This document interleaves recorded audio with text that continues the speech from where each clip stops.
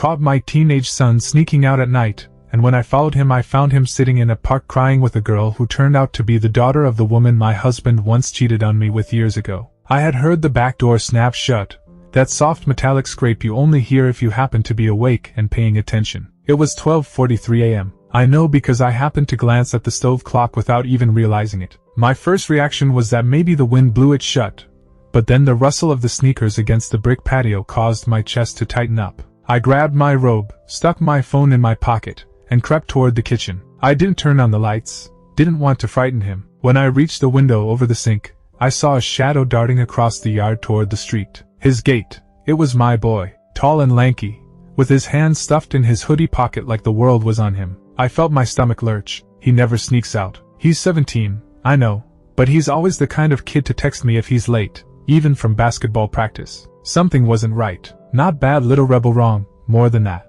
I pulled on my sneakers, still on their laces, and went out into the chilly night air. It was colder than I had thought, biting enough to send a shiver down my spine, but I kept my distance. He didn't look around once, but continued on, head down, 3 blocks to the park. Every step I took, I had this mix of guilt and fear, like maybe I should have gone up to his door tonight when I noticed he'd been quiet at dinner. I followed him past the corner store, past the humming streetlight and into that little park with the busted swings. He walked straight to the back bench under the large maple, the one resting half in shadow from the road. That is where I saw her, a girl, already sitting there, legs crossed up, head in hands. He sat down next to her, elbows resting on his knees forward with him. They did not meet, did not even look at each other at first. I cowered behind the little fence, my own heart pounding as if I were the one who was doing something wrong. I heard bits and pieces of what they were saying, but I heard sniffling.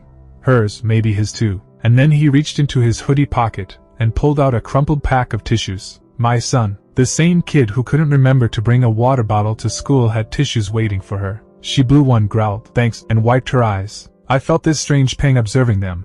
Not anger, not even fear anymore, just curiosity coupled with anxiety. They started whispering to each other. I caught phrases such as, "home, can't tell," and "messed up." She continued to shake her head, and he continued to look down at the ground, nodding slowly like he knew more than he could repair. Then she said something that brought me to a standstill. "It's because of what our parents did." The first thing that came to mind was divorce, perhaps cheating, perhaps some stupid feud. But the way she said it, so bitter, like it wasn't her life alone, but inherited sorrow. When she finally sat back and I could see her face, the air left me. I knew those eyes. Dark, sharp, too grown up for how old she was. I'd seen them years ago, in a photo on my husband's phone he swore was nothing, way back when I had found out he'd been seeing another woman.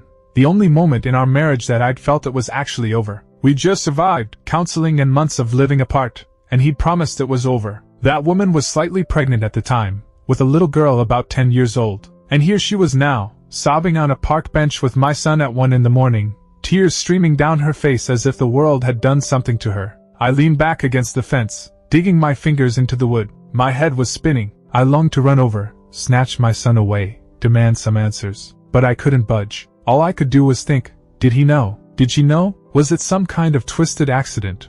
Or had they stumbled upon one another due to it? I watched them standing there for maybe a further 5 minutes. He finally put a hand on her shoulder, awkward, nearly tender. She did not move away. They sat like that in silence until she spoke up, saying, "We can't tell them. It'll just make everything worse." My son nodded once, slow, as if in agreement, and I knew, whatever this thing was, I was already outside of it. When they finally stood up, I stepped back into the darkness. They walked down towards the other side of the park, not home. I stayed there, gripping the fence until my knuckles hurt. There was part of me that wanted to follow, continue to follow after them like some undercover mom. But another half of my brain knew that I had to take a second to catch my breath, to process what this was before I did something. Because this was no longer about a teenage secret anymore. This was about the past I thought I'd left behind. I eventually walked home by myself, the streets too silent, the air too motionless. Every one of the houses that I drove by was like it belonged to a less complicated life.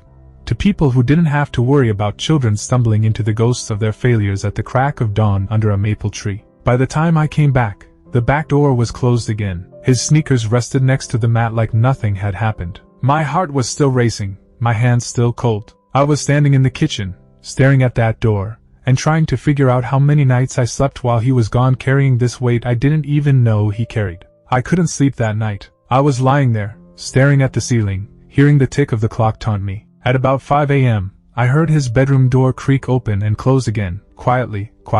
He was likely sneaking back in, thinking I didn't have a clue. I wanted to jump up, go and knock, and ask him point blank what was going on, but I didn't. Something in me told me if I put my finger in his face too soon, he'd close up, and if he closed up, I'd never find out. I played her face over in my head all day.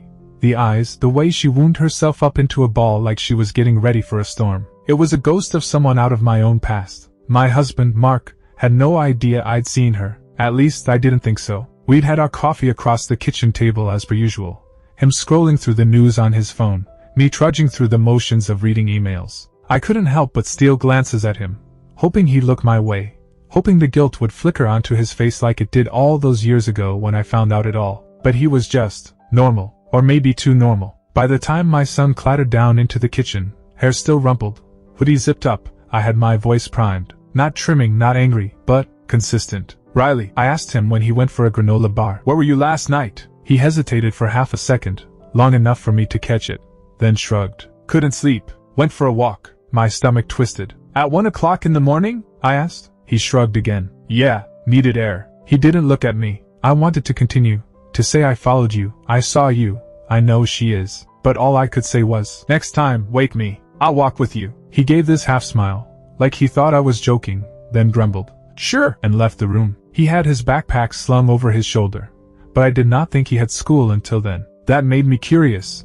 Was he meeting her again? Mark left for work about 9. I waited half an hour longer before I got my keys and drove to the park. It was empty, except for a guy with a dog. The maple tree bench appeared narrower in daylight, less of a secret meeting place, and more just another park bench. But I could stand there and sense the weight of what I'd seen, as if the air hadn't moved since last evening. I sat down for a minute, recalling that evening years before when I'd found the messages. Mark had been careful, but careful enough. Her name was Melissa, and she had a daughter, Sophia. I remembered because the girl's picture was in one of the messages, something about a school recital. When I confronted him, he swore it was over, swore it hadn't been serious, whatever that meant. We went on together, for Riley's sake, for the life we'd built. I told myself that I'd moved past it. But there I was, in that same park my son had sat with this girl, realizing she was the same Sophia. That night, I made up my mind that I wasn't going to just sit at home waiting for answers to fall into place. After dinner, I told Riley I was running to the store. I cruised up and down the block, however, scanning the grounds where teenagers would likely hang out. It felt like it was embarrassing, how much of a spy I was. Finally, by the ratty old train tracks, I saw them. Riley was sitting on the hood of his friend's dented car, and she sat next to him, crossed knees, sipping from a can of soda. They were both smiling at something, her head thrown back just a fraction. I hid far enough away so that they couldn't see me. They weren't a romantic couple, not really. But there was something between them, the kind of closeness that comes from shared pain. She leaned in at one moment and spoke some words, and I actually watched Riley's face fall, like she'd just given him some bad news. He stroked the back of his neck, the same way Mark does when he's worried. I felt a burst of something I couldn't quite explain. Protectiveness, fear, maybe both. They hung around for almost an hour. When they finally did get up, I thought about driving off before they saw me, but I stayed put. They walked toward the bus stop together, and when the bus came, she got on. Riley lingered and watched it pull away before walking in the opposite direction. It was then that it hit me. They weren't sneaking around out of boredom. They were avoiding something larger, something that had nothing to do with teenage rebellion. When Riley came home later, I sat at the kitchen table sorting through the mail as if I were doing something ordinary. He was clearly tired, like he'd been carrying around a heavy burden all day. I almost told him then that I knew who she was, that I knew what her mother had been to us. But I did not. I just asked him if he'd had a bite. He hadn't, he said, so I cooked him a cheese and we sat in silence while he picked at the crusts. As he went off to his room, I whispered, "You can tell me anything, you know." He lingered in the doorway, and for an instant I thought he would. But then he nodded and disappeared into his room. That night, as I was lying in bed with Mark, I couldn't help but think about the bus trip that she'd been on, about how far from home she might have been riding. And I just couldn't shake this feeling that whatever had happened between Mark and Melissa all those years ago, maybe it wasn't over like I'd wished to believe. The next morning, I could not just sit around my own house pretending this was not happening. Riley was out again early, no message, just a "see ya" over his shoulder. Mark was still in bed, messing with his phone. I told him I had errands, but my mind was already on where Riley might be next. I made my way towards the bus stop I'd seen the girl at before. Some kids were there, most wearing headphones, but no Sophia. I was relieved and disappointed.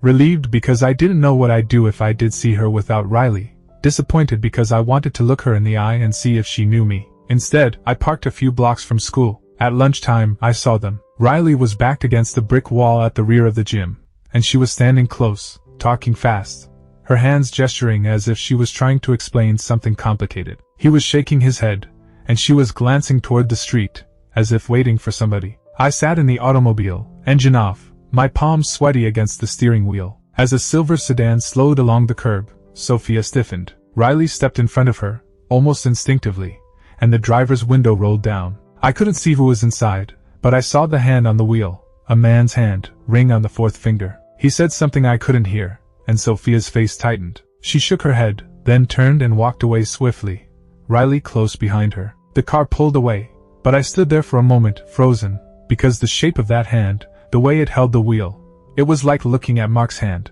I drove home in a haze, barely remembering the streets I drove. I wanted to be able to say to myself that I was insane, that it could have been anyone, but the potential sat heavy in my chest. What if Mark still had ties to Melissa, to her family? What if that man was someone connected to all of that? That evening, Riley was quiet again at dinner, pushing peas around his plate. Mark asked about basketball practice, and Riley said it was fine, but his tone was dry. I looked at them, father and son, and couldn't help but wonder how many of Mark's choices may have been passed down as burdens Riley never asked for. I knocked on Riley's door after dinner. He was lying on his bed, browsing his phone. I sat on the edge of his desk chair and told him, "Riley, I need to ask you something, and I need you to be honest." He looked up, wary. "The girl you've been seeing, is her name Sophia?" His phone froze in his hand. "Why?" he asked. His tone wasn't defensive so much as guarded, like he knew I'd stepped into something tender. "Because," I started off hesitantly, "I think I know her mother." He did not say anything. His eyes dropped to his phone again,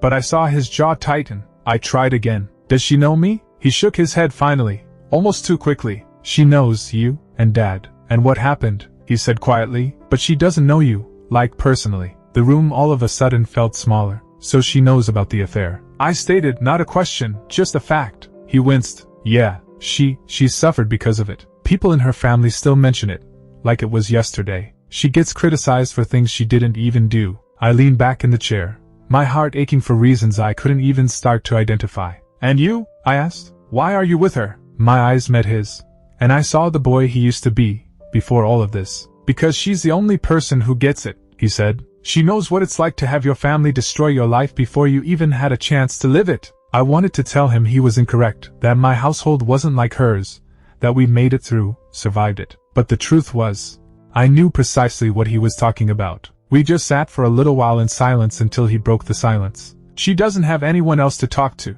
and if her mom finds out she's been talking to me, it'll blow up. So, can't you just not say anything, please?" His voice cracked a little on the last word, and that was enough to silence me. I nodded, though my head was spinning. Later that night, when Mark went to bed, I studied him in the dark. I thought about the man in the sedan, the look on Sophia's face when she had seen him, and I asked myself how much of this still existed, hidden under the years we'd spent attempting to convince ourselves the past was over. 2 nights later, I woke to the sound of the front door shutting. This time I didn't wait. I threw on my coat, grabbed my keys, and followed him, keeping back. The streets were quiet, the kind of quiet where you can hear yourself breathe. He walked straight back to the park again, but instead of going to the bench, he cut across to the other side, to the old playground. Sophia was there, sitting on the edge of the slide, her face lit faintly by the screen of her phone. When she saw Riley, she dropped down and ran over to him. I couldn't hear what they were saying, but by the way they were moving, I could tell it was serious. She kept glancing behind her, like she was scared someone had followed her. Then Riley grabbed her arms and held her, speaking low, even, like he was trying to hold her down. They finally sat down in the swings. The chains clattered quietly as they swayed back and forth, leaving trails in the dirt with their feet. She was talking now, the words spilling out fast. She hid her face in her hands once, and Riley just sat, staring at her, letting her get it out. When she dropped her hands, I could see that she had been crying. Riley reached into his pocket, handed her a tissue. The same soft gesture I'd seen before. And then she said something that made him freeze. His hand stopped midway to his knee, and his eyes dropped to the ground. She laid her hand on his sleeve and kept talking. I didn't need to hear the words to know it was about her family, and I did not have to guess too hard to know which part of her family. The air was freezing cold, It stung my throat, but I stood there, hidden behind the low fence, watching my son carry the weight of something that was not his to carry. And I looked at her, and I knew, this was no longer about secrets. This was about survival. Two kids trying to make sense of devastation they hadn't caused, devastation passed down from decisions they'd had no control over. I could have stepped in. I could have halted it, brought them both home, demanded the truth from Mark, demanded answers from Melissa. But I didn't, because for the first time since I'd seen them together, something hit me. They didn't need me to fix it. They needed somewhere the past didn't define them. And maybe, for a while, that somewhere was each other. Eventually, they got up and walked towards the edge of the park. I followed them until they separated. She headed in the direction of the bus stop. He came home. When I came into the kitchen minutes later, I heard the soft thud of his sneakers on the mat. He halted dead when he saw me sitting there. Couldn't sleep? I said. My voice was even. He hesitated, then said, yeah, just needed air. I nodded, letting him believe I hadn't followed. Well, I said, you know where to find me if you need to talk. His shoulders eased just a little, and he gave me a slight nod before heading upstairs. When I eventually went to bed, Mark was asleep, his back to me. I lay there, staring at the dark, and reflecting on how some errors never really go away. They change shape, travel through the years, find new people to fall on. And sometimes all you can do is step aside and let the next generation find their way through it. It wasn't the ending I wanted, but it was the truth I could live with. Undefined, and maybe that was enough.